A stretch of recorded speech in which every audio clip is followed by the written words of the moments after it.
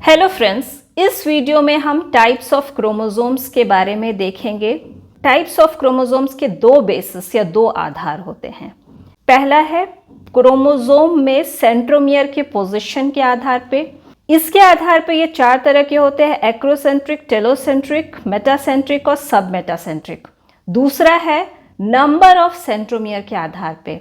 इस आधार पे भी ये चार तरह के होते हैं: एसेंट्रिक, मोनोसेंट्रिक, डाइसेंट्रिक और होलोसेंट्रिक। तो आइए हम इन्हें एक एक करके देखते हैं। पहला है सेंट्रोमियर के पोजीशन के आधार पे। सेंट्रोमियर का पोजीशन होता है क्रोमोसोम के बाकी पार्ट्स के रिलेशन में। सेंट्रोमियर का पोजीशन इंपॉर्टेंट रेफरेंस पॉइंट होता है जिसके आधार पे हम डिफरेंट टाइप्स के क्रोमोसोम को डिस्क्राइब करते हैं। जो क्रोमोसोम का शॉर्टर आर्म होता है उन्हें P से डिनोट करते हैं और क्रोमोसोम के लॉन्गर आर्म को Q से डिनोट करते हैं। तो सबसे पहले है एक्रोसेंट्रिक।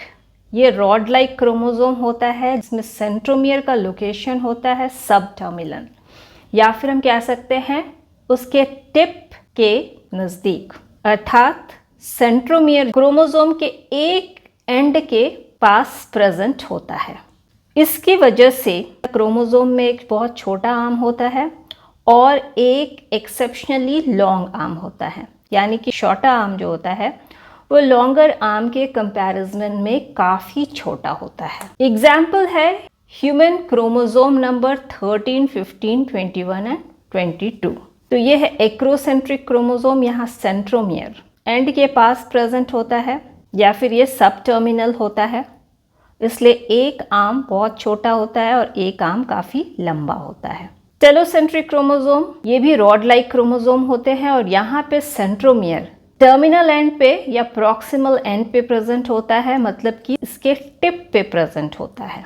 इसी वजह से इसमें कोई भी शॉर्ट आर्म प्रेजेंट नहीं होता है और इस तरह के क्रोमोसोम ह्यूमंस में प्रेजेंट नहीं होते हैं। ये कुछ स्पीशीज में प्रेजेंट होते हैं जैसे कि माइस।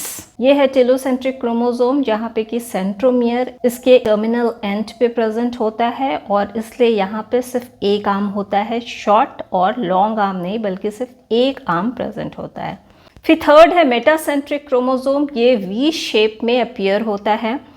इसमें सेंट्रोमियर का लोकेशन मीडियन होता है, अर्थात इसमें सेंटर या फिर क्रोमोसोम के मिड में प्रेजेंट होते हैं।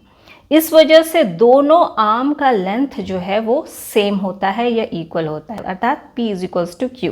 ह्यूमन क्रोमोसोम नंबर 1 और 3 मेटासेंट्रिक क्रोमोसोम होते हैं। तो ये है मेटासेंट्रिक क्रोमोसोम जो वी शेप में पेयर होता है और यहाँ पे सेंट्रोमियर इसके मिडल में या सेंटर में प्रेजेंट होता है। फोर्थ है सब मेटासेंट्रिक। ये रिजेंबल करते हैं L शेप या J शेप से और इनमें सेंट्रोमियर का लोकेशन होता है सब मीडियन, मतलब ये एग्जैक्टली सेंटर पे नहीं होते हैं लेकिन सेंटर से थोड़ी से दूर पे प्रेजेंट होते हैं। इसी वजह से P आर्म और Q आर्म का लेंथ अनइक्वल होता है, P ≠ Q। Example human chromosome number 4 से 12 सब मेटासेंट्रिक होते हैं। ये है सब मेटासेंट्रिक क्रोमोसोम जो J या L शेप से रिजेंबल करते हैं। इसमें सेंट्रोमियर सेंटर से थोड़े दूर पे प्रेजेंट होता है, इस वजह से दोनों आर्म का लेंथ अनइक्वल होता है। अब एक टर्म है आर्म रेशियो जो इक्वल होता है length of long arm by length of short arm के, या फिर Q आर्म के लेंथ बाय P आर्म के लेंथ के। और आर्म रेशियो सबसे ज़्यादा टेलोसेंट्रिक क्रोमोसोम में होता है जिसमें कि लॉन्ग आर्म का लेंथ शॉर्ट आर्म के लेंथ से काफ़ी ज़्यादा होता है।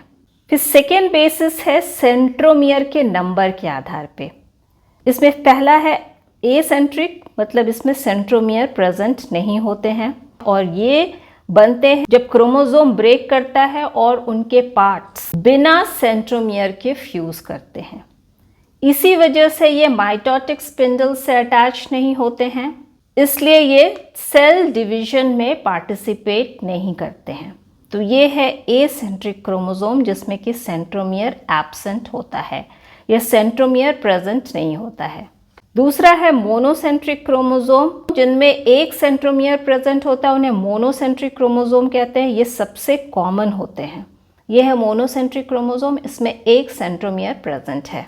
फिर थर्ड है डाइसेंट्रिक क्रोमोसोम, जिसमें 2 सेंट्रोमियर होते हैं और ये बनते हैं जब क्रोमोसोम ब्रेक करता है और उनके पार्ट्स एक साथ फ्यूज करते हैं 2 सेंट्रोमियर के साथ। इस तरह के क्रोमोसोम अनस्टेबल होते हैं क्योंकि 2 सेंट्रोमियर 2 ऑपोजिट पोल पे माइग्रेट करने की कोशिश करते हैं, जिसकी वजह से क्रोमोसोम में फ्रेगमेंटेशन हो जाता है। तो ये है डाइसेंट्रिक क्रोमोसोम। इसमें एक सेंट्रोमियर एक पोल की तरफ मूव करने की कोशिश करता है, दूसरा सेंट्रोमियर दूसरे पोल की तरफ मूव करने की कोशिश करता है, जिसकी वजह से इसमें फ्रेगमेंटेशन हो जाता है। इसलिए हम कहते हैं कि ये अनस्टेबल होते हैं। फोर्थ है होलोसेंट्रिक या पॉलीसेंट्रिक क्रोमोसोम, जिनमें 2 से ज़्यादा सेंट्रोमियर प्रेजेंट होते हैं, मतलब मल्टीपल सेंट्रोमियर प्रेजेंट होते हैं। और ये सेंट्रोमियर क्रोमोसोम के लेंथ के अलोंग डिफ्यूज्ड होते हैं और इसी वजह से स्पिंडल फाइबर्स क्रोमोसोम के लेंथ के अलोंग अटैच होते हैं। तो ये है होलोसेंट्रिक या पॉलीसेंट्रिक क्रोमोसोम, जिसमें कि मल्टीपल सेंट्रोमियर होते हैं जो क्रोमोसोम के लेंथ के अलोंग डिफ्यूज्ड होते हैं। इसी वजह से स्पिंडल फाइबर्स क्रोमोसोम के लेंथ के अलोंग अटैच होते हैं। तो ये थी आज की वीडियो। अगर आपको ये वीडियो पसंद आई हो तो इसे लाइक करें, शेयर करें और मेरे चैनल को सब्सक्राइब करना ना भूलें। Thank you.